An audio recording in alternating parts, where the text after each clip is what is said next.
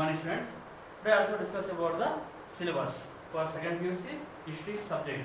Why? Because previous class already we discussed the syllabus for first 4 chapters, and today we discuss about the remaining syllabus of second PUC history. Okay?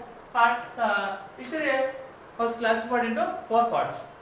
One is the ancient period, medieval period, and modern period, and contemporary period.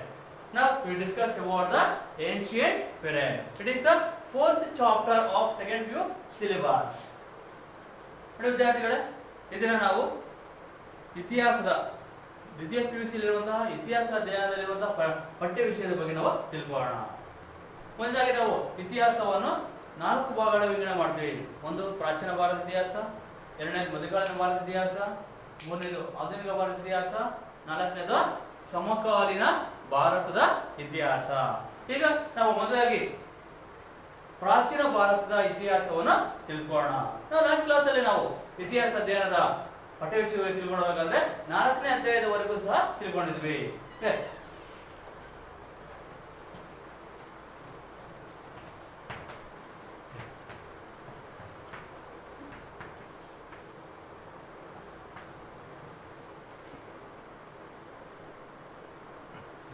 Ancient period or ancient age. It is one of the most important branch or division of history, especially in Indian history.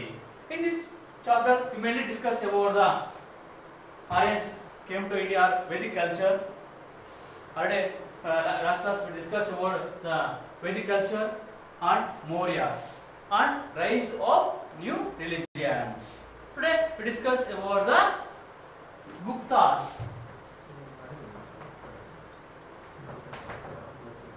Gupta dynasty is a most important dynasty of ancient period. Why? Because this dynasty called as a golden age. This dynasty is called as a golden age. Golden age means all-round development. All-round development means the dynasty witnessed progresses, excellence in political, social, economy, education, science and technology, art and architecture, astronomy, astrology, medicine, metallurgy, and all the fields. Hence, this period called as a golden age. ನಾವು ಗುಪ್ತರ ಬಗ್ಗೆ ತಿಳ್ಕೊಳ್ಳೋಣ. ಈ ಗುಪ್ತ ಸಾಮ್ರಾಜ್ಯವು ಪ್ರಾಚೀನ ಭಾರತದಲ್ಲಿ ಇದ್ದ ಒಂದು ಪ್ರಮುಖವಾದ ಸಾಮ್ರಾಜ್ಯವಾಗಿದೆ. ಈ ಗುಪ್ತ ಸಾಮ್ರಾಜ್ಯವನ್ನು ನಾವು ಸುವರ್ಣ ಯುಗ ಎಂದು ಕರೀತೀವಿ. ಅದೇ ಸುವರ್ಣ ಯುಗ ಅಂತಂದ್ರೆ ಸರ್ವಾಂಗೀಣ ಅಭಿವೃದ್ಧಿ ಅಂತ ಅರ್ಥ. ಸರ್ವಾಂಗೀಣ ಅಭಿವೃದ್ಧಿ ಅಂತಂದ್ರೆ ಎಲ್ಲಾ ಕ್ಷೇತ್ರಗಳು ಅಭಿವೃದ್ಧಿ ಆಗಿರ್ತದೆ. ಒಂದು ಕಾಲಾವಧಿಯಲ್ಲಿ ಒಂದು ಸಾಮ್ರಾಜ್ಯದಲ್ಲಿ ಎಲ್ಲ ಕ್ಷೇತ್ರಗಳು ಅಂದ್ರೆ ರಾಜಕೀಯ ಕ್ಷೇತ್ರ ಆಗಿರ್ಬೋದು, ಸಾಮಾಜಿಕ ಕ್ಷೇತ್ರ, ಆರ್ಥಿಕ ಕ್ಷೇತ್ರ, ಧಾರ್ಮಿಕ ಕ್ಷೇತ್ರ, ಶಿಕ್ಷಣ, ಸಾಹಿತ್ಯ, ವಿಜ್ಞಾನ, ತಂತ್ರಜ್ಞಾನ, ಕಲೆ ಮತ್ತು ವಾಸ್ತುಶಿಲ್ಪ, ಲೋಹಶಾಸ್ತ್ರ, ಜ್ಯೋತಿಷ್ಯ ಶಾಸ್ತ್ರ, ವೈದ್ಯಕೀಯ ಶಾಸ್ತ್ರ, ಹೀಗೆ ಎಲ್ಲಾ ಕ್ಷೇತ್ರಗಳು ಸಹ ಅಭಿವೃದ್ಧಿ ಆಗಿರುತ್ತೆ. ಅಂತಹ ಕಾಲವನ್ನು ನಾವು ಏನು ಕರಿತೀವಿ? ಸುವರ್ಣ ಯುಗ ಎಂದು ಕರಿತೀವಿ. ಭಾರತದಲ್ಲಿ ಸುವರ್ಣ ಯುಗವನ್ನು ಆಚರಿಸಿಕೊಂಡ ಏಕೈಕ ಸಾಮ್ರಾಜ್ಯವೇ ಗುಪ್ತ ಸಾಮ್ರಾಜ್ಯ. ಹಾಗಾಗಿ ಗುಪ್ತ ಸಾಮ್ರಾಜ್ಯವು ಪ್ರಾಚೀನ ಭಾರತದ ಒಂದು ಪ್ರಮುಖವಾದಂತಹ ಸಂತತಿಯಾಗಿದೆ, ಅದು ಸಾಮ್ರಾಜ್ಯವಾಗಿದೆ. ಈ ಸಾಮ್ರಾಜ್ಯದ ಸ್ಥಾಪಕ ಶ್ರೀಗುಪ್ತ, ಸಮುದ್ರಗುಪ್ತ ಅತ್ಯಂತ ಪ್ರಮುಖನಾದ ಅರಸನಾಗಿದ್ದಾನೆ. ಮತ್ತೆ ಈ ಗುಪ್ತರ ಕಾಲ ಸುವರ್ಣ ಯುಗ ಎಂದು ಕರೆಯಲು ಕಾರಣವೇನು? ಯಾವ ಅಂಶಗಳು ಬರ್ತವೆ ಈ ಸುವರ್ಣ ಯುಗದಲ್ಲಿ ಅನ್ನೋದನ್ನ ನಾವು ಈ ಗುಪ್ತರ ಅಧ್ಯಯನದಲ್ಲಿ ತಿಳ್ಕೊಳ್ತೀವಿ. Shrigupta is a founder of Gupta dynasty and Samudragupta is the most prominent king of this dynasty. Chandragupta second and Kumaragupta, Buddhagupta, Bhanugupta and others are the most prominent kings of this dynasty. And the Gupta dynasty survived the golden age. What are the important points are there in the golden age of Gupta age? These are the most important subtopics of Gupta dynasty. Okay. Next, Cholas.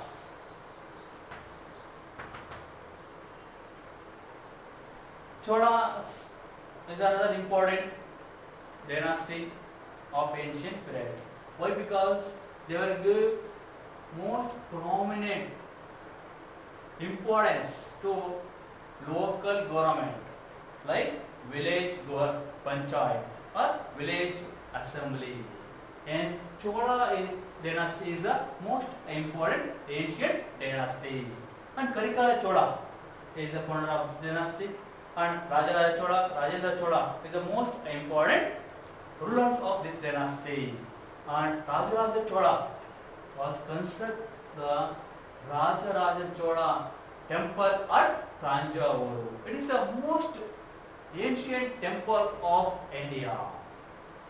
And the village administration of Cholas. The minimum qualifications, disqualifications of the members who were elected, who were participation, who were conducted in the village elections in Chola dynasty. These are the most important points of Chola dynasty. And Chola ಸಂತತಿಯು ಪ್ರಾಚೀನ ಭಾರತದ ಒಂದು ಪ್ರಮುಖವಾದ ಸಂತತಿಯಾಗಿದೆ. ಯಾಕೆಂದ್ರೆ ಸ್ಥಳೀಯ ಸಂಸ್ಥೆಗಳಿಗೆ ಅಂದ್ರೆ ಗ್ರಾಮ ಪಂಚಾಯಿತಿಗಳಿಗೆ ಹೆಚ್ಚಿನ ಸ್ವಾತಂತ್ರ್ಯವನ್ನು ನೀಡಿದಂತಹ ಪ್ರಾಚೀನ ಕಾಲದ ಒಂದು ಪ್ರಮುಖವಾದ ಸಾಮ್ರಾಜ್ಯವೇ ಚೋಳ ಸಾಮ್ರಾಜ್ಯ. ಹಾಗಾಗಿ ಚೋಳ ಸಾಮ್ರಾಜ್ಯವು ಪ್ರಾಚೀನ ಭಾರತದ ಅತ್ಯಂತ ಪ್ರಮುಖವಾದ ಸಾಮ್ರಾಜ್ಯ ಆಗಿದೆ. ಈ ಸಾಮ್ರಾಜ್ಯ ಸ್ಥಾಪಕ ಒಂದು ಕರಿಕಾಲ ಚೋಳ, ರಾಜರಾಜ ಚೋಳ, ರಾಜೇಂದ್ರ ಚೋಳ ಇವರು ಅತ್ಯಂತ ಪ್ರಮುಖರಾದಂತಹ ಅರಸರಾಗಿದ್ದಾರೆ. ಈ ರಾಜರಾಜ ಚೋಳ ನಿರ್ಮಿಸಿದಂತಹ ತಾಂಜಾವೂರಿನ ಬೃಹದೇಶ್ವರ ದೇವಾಲಯ ಅಥವಾ ರಾಜರಾಜೇಶ್ವರ ದೇವಾಲಯವು ಪ್ರಾಚೀನ ಭಾರತದ ಅತ್ಯಂತ ಪ್ರಮುಖವಾದಂತಹ ದೇವಾಲಯವಾಗಿದೆ. ಮತ್ತೆ ಈ ಚೋಳರ ಅತ್ಯಂತ ಪ್ರಮುಖವಾದ ಕೊಡುಗೆ ಅಂದ್ರೆ ಗ್ರಾಮದ ಆಡಳಿತ. ಈ ಗ್ರಾಮದ ಚುನಾವಣೆಗಳ ಮೂಲಕ ಆಡಳಿತವನ್ನು ನಡೆಸಲಾಗುತ್ತಿತ್ತು. ಈ ಚುನಾವಣೆಗೆ ಸ್ಪರ್ಧಿಸುವಂತಹ ವ್ಯಕ್ತಿಗಳ ಅರ್ಹತೆಗಳು ಅನರ್ಹತೆಗಳ ಬಗ್ಗೆ ನಾವು ಈ ಚೋಳರ ಆಡಳಿತದಲ್ಲಿ ತಿಳ್ಕೊಳ್ತೀವಿ. ಹಾಗಾಗಿ ಚೋಳರು ಪ್ರಾಚೀನ ಭಾರತದ ಅತ್ಯಂತ ಪ್ರಮುಖರಾದ ಸಂತತಿ ಆಗಿದೆ. ನಂತರ ವರ್ಧನರು.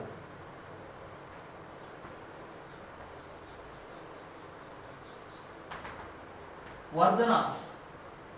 After the decline of Gupta dynasty, so many petty rulers, so many small dynasties emerged as a superpower in North and South India. So, among them, Vardhanas is the most prominent rulers. Pushyaputi Vardhana is the founder of Vardhana dynasty. Prabhakara Vardhana and Harshavardhana is the most important kings of this dynasty or Vardhanas. Especially Harshavardhana is the most famous king of ancient India. He is also embraced the Buddhism and he made several reforms to spread the Buddhism. Like he organized the Buddhist council at Prayag and he completely occupied the North India and he got the title of Uttara Pateshwara and he next moved the South India, but he was completely defeated by Pulikeshin II. Pulikeshin II is the most important king of Chalukyas of Badami dynasty. Hence, Harshavardhana is the most prominent king of North India. He completed whole North India and he got the assumed the title of Uttara Pateshwara. Hence, Harshavardhana and his life and conquests and achievements are discussed in the Vardhana dynasty. Vardhana ಸಂತತಿಯು ಪ್ರಾಚೀನ ಕಾಲದ ಯುದ್ಧದ ಒಂದು ಪ್ರಮುಖವಾದ ಸಂತತಿ ಆಗಿದೆ. ಈ ಸಂತತಿಯ ಸ್ಥಾಪಕನೇ ಪುಷ್ಯಭೂತಿ ವರ್ಧನ. ಹರ್ಷವರ್ಧನ ಈ ಸಂತತಿಯ ಅತ್ಯಂತ ಪ್ರಮುಖನಾದಂತಹ ಅರಸನಾಗಿದ್ದಾನೆ. ಹರ್ಷವರ್ಧನ ಅತ್ಯಂತ ಪ್ರಮುಖನಾದ ಅರಸನಾಗಿದ್ದಾನೆ. ಈ ಹರ್ಷವರ್ಧನನು ಇಡೀ ಉತ್ತರ ಭಾರತವನ್ನು ಆಕ್ರಮಿಸಿಕೊಂಡು ಉತ್ತರ ಪ್ರದೇಶಗಳ ಅಂತ ಬಿರುದನ್ನು ಪಡೆದಿದ್ದಾನೆ. ನಂತರ ತನ್ನ ಗಮನವನ್ನು ದಕ್ಷಿಣ ಭಾರತದ ಕಡೆ ಹರಿಸಿ ದಕ್ಷಿಣ ಭಾರತವನ್ನು ಸಹ ಆಕ್ರಮಿಸುವಂತಹ ಉದ್ದೇಶವನ್ನು ಹೊಂದಿರ್ತಾನೆ. ಆದರೆ ಈತನು ಬಾದಾಮಿ ಚಾಲುಕ್ಯರ ಪ್ರಮುಖ ಅರಸನಾದಂತಹ ಇಮ್ಮಡಿ ಪುಲಿಕೇಶಿಯಿಂದ ಸೋತು ಉತ್ತರ ಭಾರತಕ್ಕೆ ಮಾತ್ರ ಸೀಮಿತ ಆಗ್ತಾನೆ. ಮತ್ತೆ ಈತ ಬೌದ್ಧ ಧರ್ಮವನ್ನು ಸ್ವೀಕರಿಸ್ತಾನೆ. ನಾವು ಪ್ರಾಚೀನ ಭಾರತದಲ್ಲಿ ನೋಡೋದಾದ್ರೆ 3 ಪ್ರಮುಖರಾದಂತಹ ಅರಸರು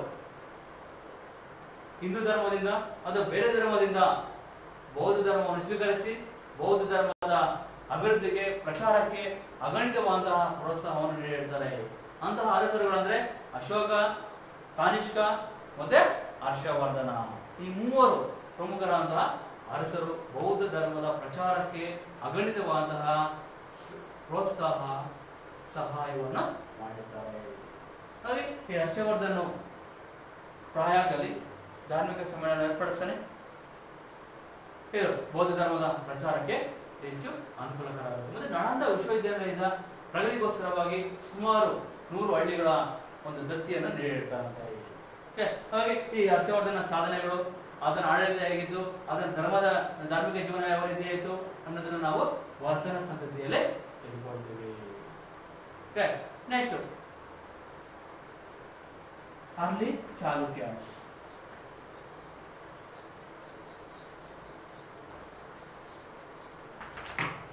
Badami Chalukyas called as a early Chalukyas.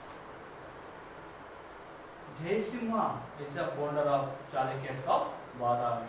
Badami is the capital of Chalukyas. Yes, they were called as a Chalukyas of Badami or early Chalukyas. And Pulikeshi II is the most prominent, most famous king of Chalukyas of Badami. He is called as a Dakshina Padeshwara, Parameshwara. Why? Because he completely conquered whole South India. Hence, he assumed the title of Dakshina Padeshwara, and he successfully victor over the Uttar Pradeshwara, which is called the Harshavardhana. And he patronized the literature, learning, modern architecture. Hence, Badami style became most popular in ancient period. All these things, all these points are discussed in the early Chalukyas proper. ಆರಂಭದ ಚಾಲುಕ್ಯರು. ಬಾದಾಮಿ ಚಾಲುಕ್ಯರನ್ನು ನಾವು ಆರಂಭದ ಚಾಲುಕ್ಯರು ಎಂದು ಕರಿತೀವಿ. ಬಾದಾಮಿಯು ಇವರ ರಾಜಧಾನಿಯಾಗಿತ್ತು, ಅಥವಾ ಬಾದಾಮಿಯವರು ರಾಜಧಾನಿಯನ್ನ ಮಾಡ್ಕೊಂಡು ಆಳ್ವಿಕೆ ನಡೆಸಿರ್ತಾರೆ. ಹಾಗಾಗಿ ಇವರನ್ನ ಏನು ಕರಿತೀವಿ ನಾವು? ಬಾದಾಮಿ ಚಾಲುಕ್ಯರು ಎಂದು ಕರಿತೀವಿ. ಮತ್ತೆ ಜಯಸಿಂಹ ಈ ಸಂತತಿಯ ಪ್ರಮುಖನಾದ ಸ್ಥಾಪಕನಾಗಿದ್ದಾನೆ. ನಂತರ ಇಮ್ಮಡಿ ಪುಲಿಕೇಶಿಯು ಈ ಸಂತತಿಯ ಅತ್ಯಂತ ಪ್ರಮುಖನಾದಂತ ಅರಸನಾಗಿದ್ದಾನೆ. ಇಮ್ಮಡಿ ಪುಲಿಕೇಶಿಯನ್ನು ನಾವು ದಕ್ಷಿಣ ಪ್ರದೇಶ ಅಂತ ಕರಿತೀವಿ. ಕಾರಣ ಇಡೀ ದಕ್ಷಿಣ ಭಾರತವನ್ನೇ ಆಕ್ರಮಿಸಿಕೊಳ್ತಾನೆ, ಇಡೀ ದಕ್ಷಿಣ ಭಾರತದ ಮೇಲೆ ವಿಜಯವನ್ನು ಸಾಧಿಸ್ತಾನೆ. ಹಾಗಾಗಿ ಆತನನ್ನು ನಾವು ದಕ್ಷಿಣ ಪತೇಶ್ವರ ಎಂದು ಕರೆಯುತ್ತೇವೆ.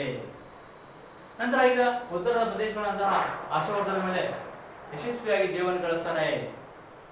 ಮತ್ತೆ ಈಗ ಶಿಕ್ಷಣ, ಸಾಹಿತ್ಯ, ಕಲೆ ಮತ್ತು ವಾಸ್ತುಶಿಲ್ಪಕ್ಕೆ ಹೆಚ್ಚಿನ ಪ್ರೋತ್ಸಾಹವನ್ನು ನೀಡ್ತಾನೆ. ಹಾಗಾಗಿ ಬಾದಾಮಿ ಶೈಲಿ ಪ್ರಾಚೀನ ಭಾರತದಲ್ಲಿ ಒಂದು ಪ್ರಮುಖವಾದ ಶೈಲಿಯಾಗಿದೆ. ಎಲ್ಲ ಅಂಶಗಳನ್ನು ನಾವು ಆರಂಭದ ಚಾಲುಕ್ಯರು ಎಂಬ ತಿಳ್ಕೊಳ್ತೀವಿ. ನೆಕ್ಸ್ಟ್ ರಾಷ್ಟ್ರಕೂಟಾಸ್.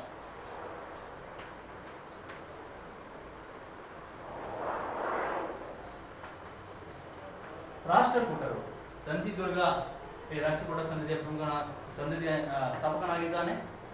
ಮತ್ತೆ ಮೂರನೇ ಗೋವಿಂದ, ಧ್ರುವ, ಅಮೋಘ ವರ್ಷ ಈ ಸಂತತಿಯ ಪ್ರಮುಖರಾದಂತಹ ಅರಸರಾಗಿದ್ದಾರೆ. ಇವರು ಸಹ ಧರ್ಮ, ಸಾಹಿತ್ಯ, ಕಲೆ ಮತ್ತು ವಾಸ್ತುಶಿಲ್ಪಕ್ಕೆ ಹೆಚ್ಚಿನ ಪ್ರೋತ್ಸಾಹವನ್ನು ನೀಡ್ತಾರೆ.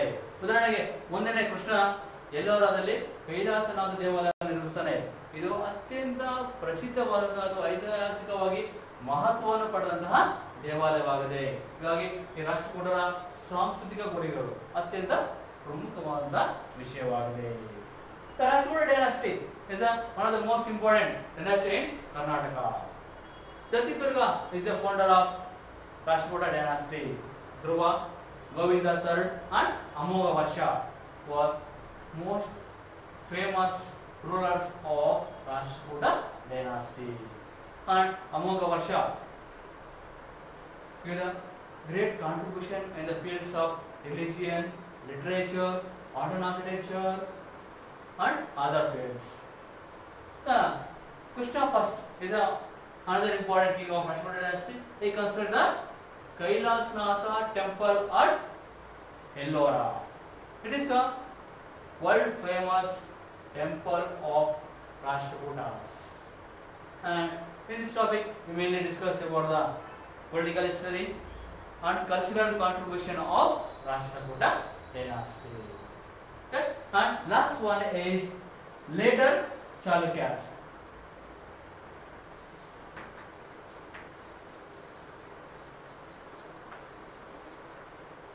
Later Chalukyas is the last topic of ancient period. The Kalyani Chalukyas were called as the later Chalukyas. Immadi Telapa is a founder of later Chalukyas, and Vikramaditya VI is the most prominent king of later Chalukyas. Kalyani is the capital of Chalukyas, hence they were called as the Chalukyas of Kalyani. There are three types of Chalukyas are there in the history of India and also Karnataka. One is the Chalukyas of Badami, and Chalukyas of Kalyani, and Chalukyas of Vengi. Okay. Now we will discuss about the Chalukyas of Kalyani. And Vikramaditya VI celebrated the Vikrama era in 1076 CE. And they are also contributed the literature, learning, religion, social, economy, modern architecture, science and technology. Hence, their period is also famous in the history of Karnataka. ನಂತರದ ಚಾಲುಕ್ಯರು, ಕಲ್ಯಾಣಿ ಚಾಲುಕ್ಯರನ್ನು ನಾವು ನಂತರದ ಚಾಲುಕ್ಯರು ಎಂದು ಕರೆಯುತ್ತೇವೆ. ಈ ಕಲ್ಯಾಣಿ ಚಾಲುಕ್ಯರ ಸಾಮ್ರಾಜ್ಯ ಸ್ಥಾಪಕನೇ ಇಮ್ಮಡಿ ತೈಲಪ. ಕಲ್ಯಾಣಿ ಚಾಲುಕ್ಯರು ಕಲ್ಯಾಣಿಯನ್ನು ರಾಜಧಾನಿಯನ್ನಾಗಿ ಮಾಡಿಕೊಂಡು ಆಳ್ವಿಕೆ ನಡೆಸ್ತಾರೆ. ಹಾಗಾಗಿ ಅವರನ್ನು ನಾವೇನು ಕರೆದಿವೆ? ಕಲ್ಯಾಣಿ ಚಾಲುಕ್ಯರು ಎಂದು ಕರೆಯುತ್ತೇವೆ. ಮತ್ತೆ 6ನೇ ವಿಕ್ರಮಾದಿತ್ಯ ಈ ಸಂತತಿಯ ಅತ್ಯಂತ ಪ್ರಸಿದ್ಧನಾದಂತಹ ಅರಸನಾಗಿದ್ದಾನೆ. ಇದನ್ನು 1076ರಲ್ಲಿ ಸಾಮಾನ್ಯ ವರ್ಷದಲ್ಲಿ ವಿಕ್ರಮ ಶಕೆಯನ್ನು ಆರಂಭಿಸುತ್ತಾನೆ. ಮತ್ತೆ ಇವರು ಧರ್ಮ, ಸಾಹಿತ್ಯ, ಕಲೆ ಮತ್ತು ವಾಸ್ತುಶಿಲ್ಪ, ವಿಜ್ಞಾನ, ತಂತ್ರಜ್ಞಾನಕ್ಕೆ ಹೆಚ್ಚಿನ ಪ್ರೋತ್ಸಾಹವನ್ನು ನೀಡಿದ್ದಾರೆ. ಹಾಗಾಗಿ ಈ ಕಲ್ಯಾಣ ಚಾಲುಕ್ಯರ ಸಾಂಸ್ಕೃತಿಕ ಕೊಡುಗೆಗಳು ಅತಿ ಪ್ರಮುಖವಾದ ವಿಷಯವಾಗಿದೆ. ಈ ಎಲ್ಲ ಅಂಶಗಳನ್ನು ನಾವು 4ನೇ ಅಧ್ಯಾಯದಲ್ಲಿ ತಿಳ್ಕೊಳ್ತೀವಿ. There are the important subtopics of chapter 4. It is called as a ancient period. Next, chapter 5. Next, 5ನೇ ಅಧ್ಯಾಯದ ಬಗ್ಗೆ ನಾವು ತಿಳ್ಕೊಳ್ಳೋಣ.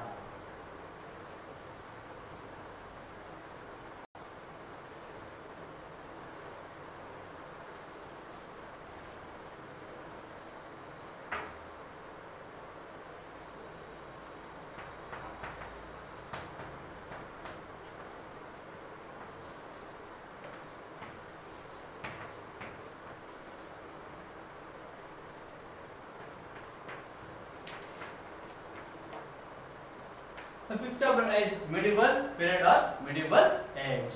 In this topic, we discuss about the Muslim dynasties. Why? Because the Muslims came to India during the period of medieval period. Hence, the medieval age or medieval period completely focused on the Muslim dynasties. The most important Muslim dynasties of medieval age are Delhi Sultanates, Mughals, Bahmani kingdom and other dynasties. ಮಧ್ಯಕಾಲೀನ ಅವಧಿಯಲ್ಲಿ ನಾವು Muslim ಸಾಮ್ರಾಜ್ಯಗಳ ಬಗ್ಗೆ ತಿಳ್ಕೊಳ್ತೀವಿ. ಯಾಕೆಂತಂದ್ರೆ ಮುಸ್ಲಿಮರು ಭಾರತಕ್ಕೆ ಆಗಮಿಸಿದ್ದು ಮಧ್ಯಕಾಲೀನ ಯುಗದಲ್ಲಿ. ಹಾಗಾಗಿ ಈ ಮಧ್ಯಕಾಲೀನ ಯುಗವು ಸಂಪೂರ್ಣವಾಗಿ ಮುಸ್ಲಿಂ ಸಾಮ್ರಾಜ್ಯಗಳ ಬಗ್ಗೆ ಬೆಳಕನ್ನು ಚೆಲ್ಲುತ್ತೆ. ಹಾಗಾದ್ರೆ ಈ ಮಧ್ಯಕಾಲೀನ ಯುಗದಲ್ಲಿ ಅಧ್ಯಯನ ಮಾಡುವಂತಹ ಪ್ರಮುಖ ಮುಸ್ಲಿಂ ಸಾಮ್ರಾಜ್ಯಗಳಂದ್ರೆ ಒಂದು ದೆಹಲಿ ಸುಲ್ತಾನರು, ಎರಡನೇದಾಗಿ ಮೊಘಲ್ ಸಾಮ್ರಾಜ್ಯ, ಮೂರನೇದಾಗಿ ಬಹುಮನಿ ಸಾಮ್ರಾಜ್ಯ. ಈ ಮೂರು ಮಧ್ಯಕಾಲೀನ ಯುಗದಲ್ಲಿ ಆಳ್ವಿಕೆ ನಡೆಸಿದ ಅತ್ಯಂತ ಪ್ರಮುಖವಾದಂತಹ ಮುಸ್ಲಿಂ ಸಾಮ್ರಾಜ್ಯಗಳಾಗಿವೆ. ಮೊದಲನೇದಾಗಿ ದೆಹಲಿ ಸುಲ್ತಾನರು.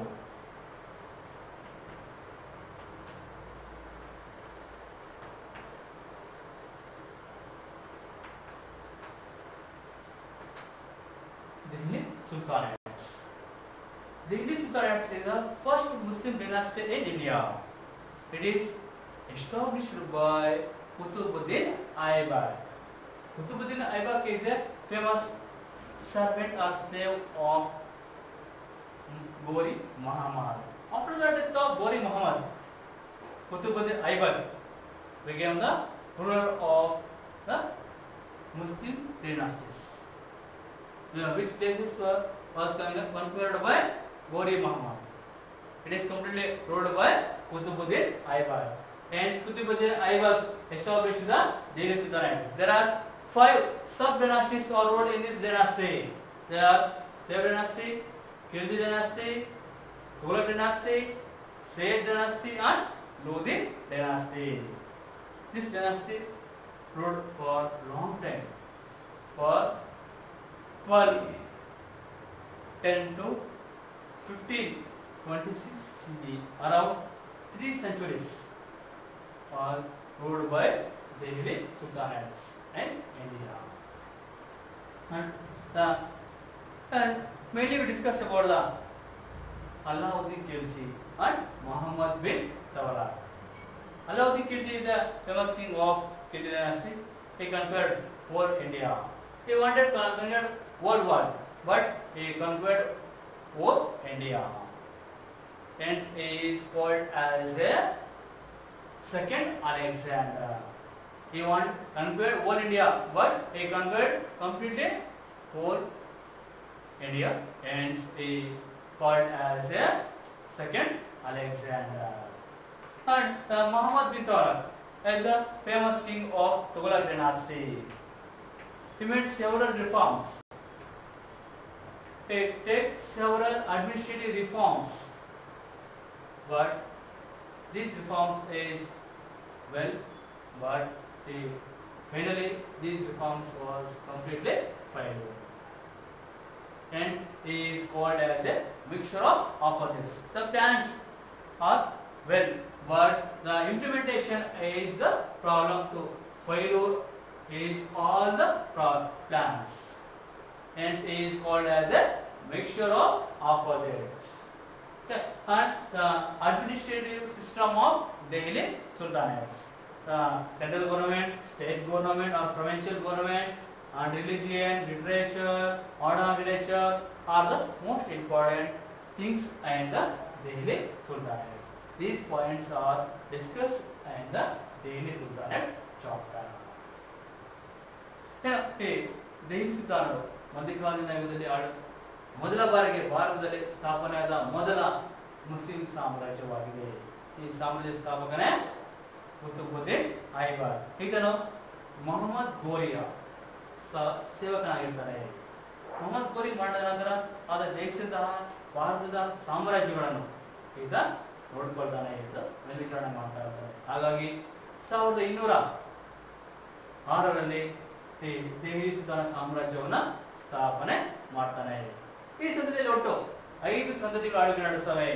ಈ ದೆಹಲಿ ಸುಲ್ತಾನ ಎಂಬಂತಹ ಒಂದು ಸಾಮ್ರಾಜ್ಯದಲ್ಲಿ 5 ಸಂತತಿಗಳು ಆಳ್ವಿಕೆ ನಡೆಸ್ತವೆ. ಆ 5 ಸಂತತಿಗಳಂದ್ರೆ ಒಂದನೇದಾಗಿ ಗುಲಾಮಿ ಸಂತತಿ, ಎರಡನೇದಾಗಿ ಖಿಲ್ಜಿ ಸಂತತಿ, ಮೂರನೇದಾಗಿ ತುಘಲಕ್ ಸಂತತಿ, ನಾಲ್ಕನೇದಾಗಿ ಸೈಯದ್ ಸಂತತಿ, ಐದನೇದಾಗಿ ಲೋಧಿ ಸಂತತಿ. ಹೀಗೆ ಸುಮಾರು 300 ವರ್ಷಗಳ ಆಳ್ವಿಕೆ ನಡೆಸಿ 1526ರಲ್ಲಿ ಈ ಸಂತತಿಯ ಅವನತಿ ಆಗುತ್ತೆ.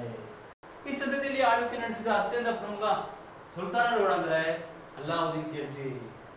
ಈ ಅಲ್ಲಾವುದ್ದೀನ್ ಖಿಲ್ಜಿ ಖಿಲ್ಜಿ ಸಂತತಿಯ ಅಲ್ಲದೆ ದೆಹಲಿ ಸುಲ್ತಾನ ಸಂತತಿಯಲ್ಲಿ ಅತ್ಯಂತ ಪ್ರಮುಖನಾದ ಸುಲ್ತಾನನಾಗಿದ್ದಾನೆ. ಇದನ್ನು ಇಡೀ ಪ್ರಪಂಚವನ್ನೇ ಜಯಿಸಬೇಕೆಂಬ ಆಸೆ ಹೊಂದಿರ್ತಾನೆ.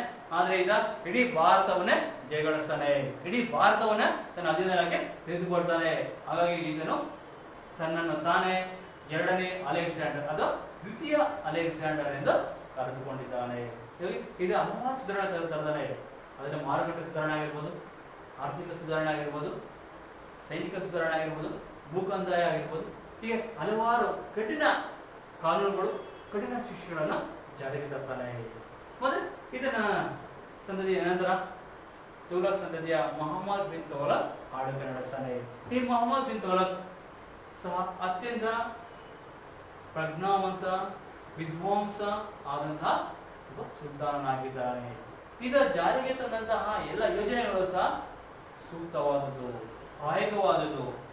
ಆದರೆ ಅವುಗಳನ್ನು ಜಾರಿಗೊಳಿಸುವಲ್ಲಿ ಆತ ವಿಫಲನಾಗ್ತಾನೆ. ಹಾಗಾಗಿ ಆತನನ್ನ ಪರಸ್ಪರ ವೈರುಧ್ಯಗಳ ಮಿಶ್ರಣ, ಹುಚ್ಚುದೊರೆ ಎಂದೆಲ್ಲ ಸಹ ಕರೀತಾರೆ. ಅದರ ಜಾರಿದಂತೆ ಎಲ್ಲ ಯೋಜನೆಗಳು ಸಹ ಉಪಯುಕ್ತಕರವಾದದ್ದೇ, ಒಳ್ಳೆಯದೇ ಆಗಿತ್ತು. ಆದರೆ ಅವುಗಳನ್ನು ಜಾರಿಗೊಳಿಸುವಲ್ಲಿ ಆತ ವಿಫಲನಾಗಿದ್ದರಿಂದಾಗಿ ಎಲ್ಲ ಯೋಜನೆಗಳು ವಿಫಲತೆ ಆಯಿತು. ಆತನ ಹೆಸರು ಒಂದು ಹುಚ್ಚು ದೊರೆಯ ರೀತಿಯಲ್ಲಿ ವರ್ಣನೆ ಆಗುತ್ತೆ. ಮತ್ತೆ ಈ ದೀರ್ಘಕಾಲದಲ್ಲಿ ನಾವು ಆಡಳಿತ, ಕೇಂದ್ರಾಡಳಿತ, ಪ್ರಾಂತಾಡಳಿತ, ಸೈನಿಕ, ಕಲೆ ಮತ್ತು ವಾಸ್ತುಶಿಲ್ಪನ ನಾವು ಈ ದಿಲ್ಲಿ ಸುಲ್ತಾನ ಸಂತತಿಯಲ್ಲಿ ಅಧ್ಯಯನ ಮಾಡ್ತೀವಿ. ನೆಕ್ಸ್ಟ್ ಮುಘಲ್ಸ್.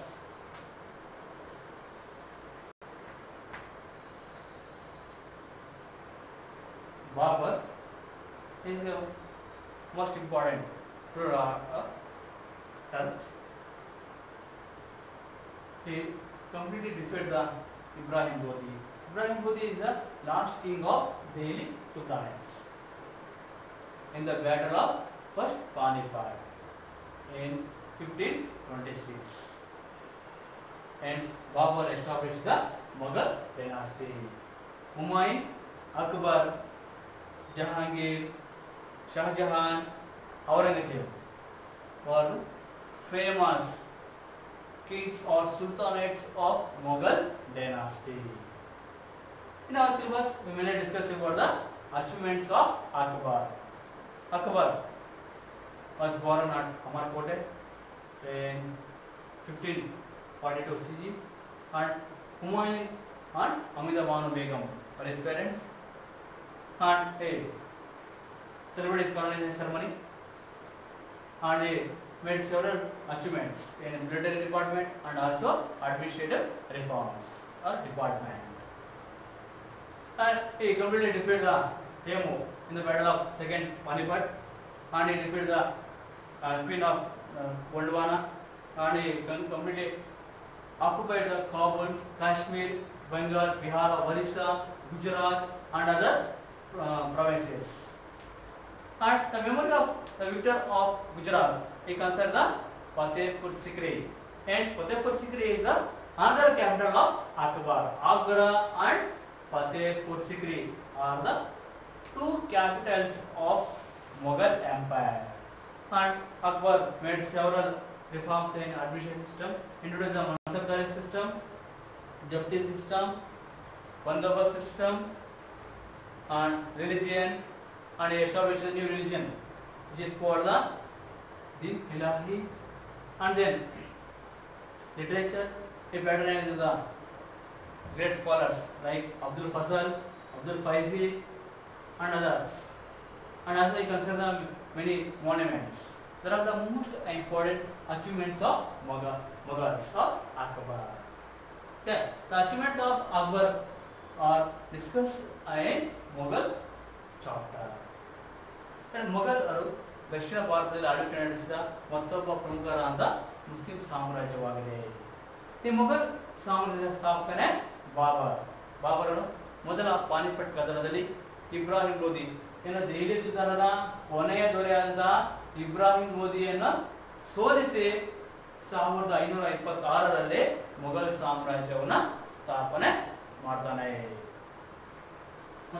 ಹುಮಾಯೂನ್, ಅಕ್ಬರ್, ಜಹಾಂಗೀರ್, ಶಹಜಹಾನ್, ಔರಂಗಜೇಬ್ ಅವರು ಈ ಸಂತತಿಯ ಪ್ರಮುಖರಾದಂತಹ ಅರಸರಾಗಿದ್ದಾರೆ.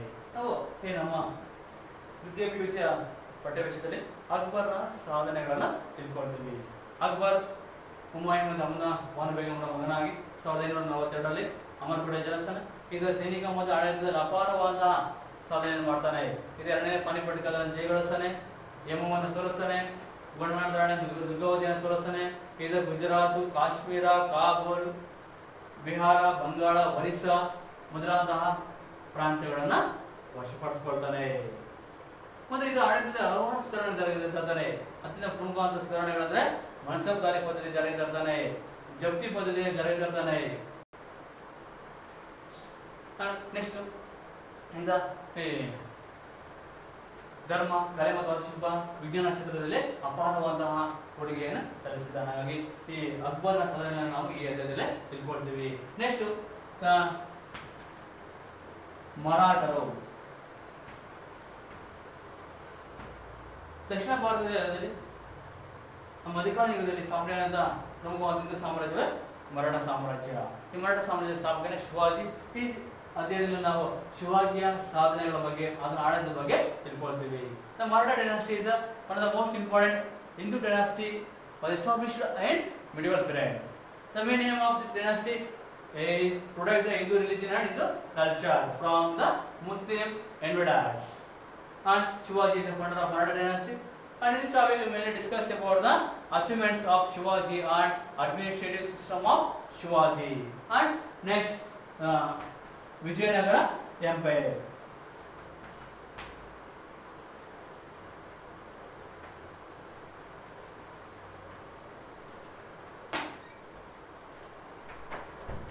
The Vijayanagara Empire is the most prominent dynasty in Karnataka.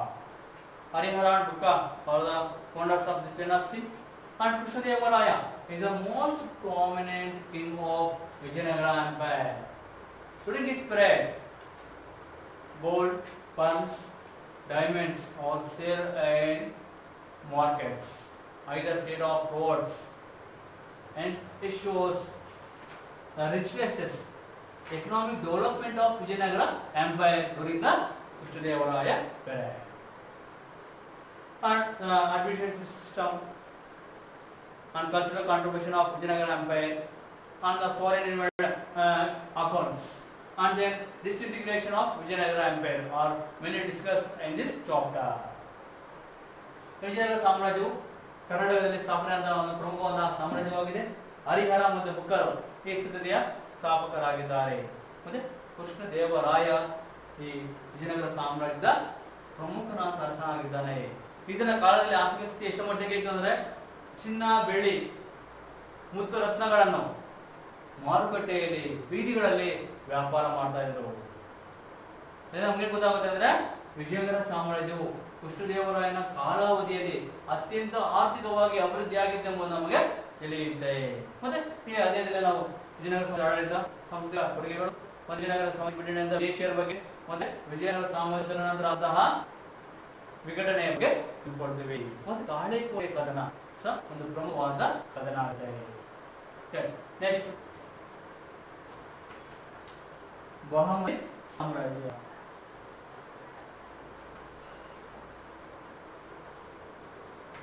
Bahman dynasty. Alauddin Asam Bahman Shah is the founder of the dynasty, and Gulbarga, Bidar are two capitals of Bahmani kingdom. And Muhammad Gawan is a famous prime minister of this dynasty. He served as a prime minister during the period of Muhammad Shah IV and made several achievements. Among them, the most important achievement is he considered the madrasa at Bidar. It is a college. It is an education center, and it is the most important achievement of Muhammad Gawan. ಇನ್ನು ಬಹುಮನಿ ಸಾಮ್ರಾಜ್ಯವು ಒಂದು ಸಾಮ್ರಾಜ್ಯವಾಗಿದೆ. ಈ ಸಾಮ್ರಾಜ್ಯದ ಸ್ಥಾಪಕನೇ ಅಲಾವುದ್ದೀನ್ ಹಸನ್ ಗಂಗೋ ಬಹಮನ್ ಶಾ. ಈ ಮೊಹಮ್ಮದ್ ಗವಾನನು ಈ ಸಂದರ್ಭದಲ್ಲಿ ಪ್ರಧಾನಮಂತ್ರಿಯಾಗಿ ಆಳ್ವಿಕೆ ನಡೆಸುವ ಪ್ರಸಿದ್ಧನಾದ ವ್ಯಕ್ತಿಯಾಗಿದ್ದಾನೆ. ಇದನ್ನು ಹಲವಾರು ಸುಧಾರಣೆ ಮಾಡುತ್ತಾನೆ. ಅದರಲ್ಲಿ ಪ್ರಮುಖ ಸುಧಾರಣೆ ಅಂದರೆ ಇದನ್ನು ಬೀದರ್ನಲ್ಲಿ ಮದ್ರಸಾ ಎಂಬ ಒಂದು ವಿದ್ಯಾ ಕೇಂದ್ರವನ್ನು ಸ್ಥಾಪನೆ ಮಾಡುತ್ತಾರೆ. ಎಲ್ಲ ವಿಷಯಗಳನ್ನು ನಾವು 5ನೇ ಅಧ್ಯಾಯದಲ್ಲಿ ತಿಳ್ಕೊಂಡಿವಿ. There are most important subtopics of medieval period of medieval age. In this chapter, we discuss the Telugu, Mughals, Marathas, Vijayanagara Empire, and Bahmani Kingdom. And next, socio-religious reform of medieval period.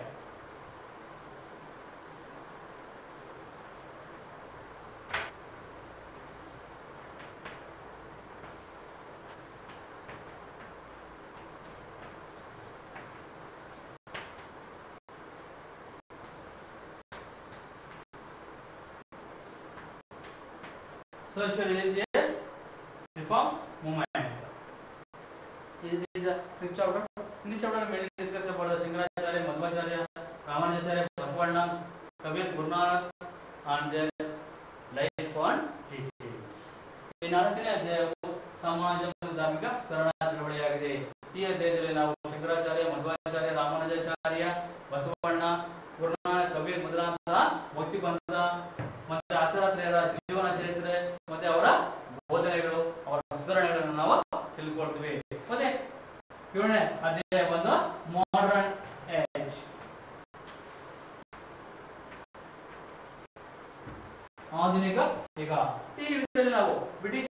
ಭಾರತದೊಂದಿಗೆ ಈಗ ಪ್ರಾರಂಭ ಆಗುತ್ತೆ.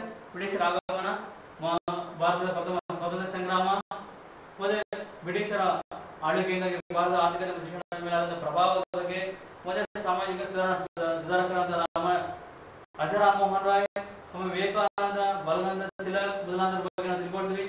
ನಂತರ ಭಾರತದ ಸ್ವತಂತ್ರ ಚಳವಳಿ, ಕರ್ನಾಟಕ ಒಂದು ಮಾದರಿ ರಾಜ್ಯ, ಮತ್ತೆ ಭಾರತದ ಸ್ವತಂತ್ರ ಚಳವಳಿಯಲ್ಲಿ ಕರ್ನಾಟಕದ ಪಾತ್ರ, ಈ ಎಲ್ಲ ಅಂಶಗಳನ್ನು ನಾವು ಆಧುನಿಕ ಯುಗದಲ್ಲೇ ತಿಳ್ಕೊಳ್ತೀವಿ. The modern age is the 7th chapter. In this chapter, we mainly discuss about the advent of Europeans. Europeans were came to India through the sea route, and Vasco da Gama discovered the sea route in 1490, right? And Europeans were came to India like Portuguese, Dutch, British, French, and others. But the British were settled here and they were lived long time in India against the French and natives. And then the first war of Indian independence and the impact of British rule on Indian economy and education, and Karnataka or Mysore state as a modern state, and the social reformers like Raja Rammohan Roy, Swami Dayananda Saraswati, Swami Vivekananda, Sir Syed Ahmad Khan, Theosophical Society, and others were discussed in this chapter. And the national movement, the Indians were started the national movement against the British. And what is the major role of Karnataka in national movement and unification of Karnataka? There are the important points, subtopics of modern age. And the last chapter is map world.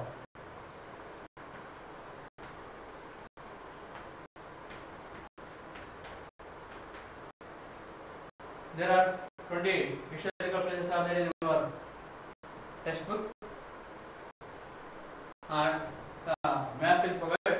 We only marked on the historical places and we write the importance of historical places within 2 sentences.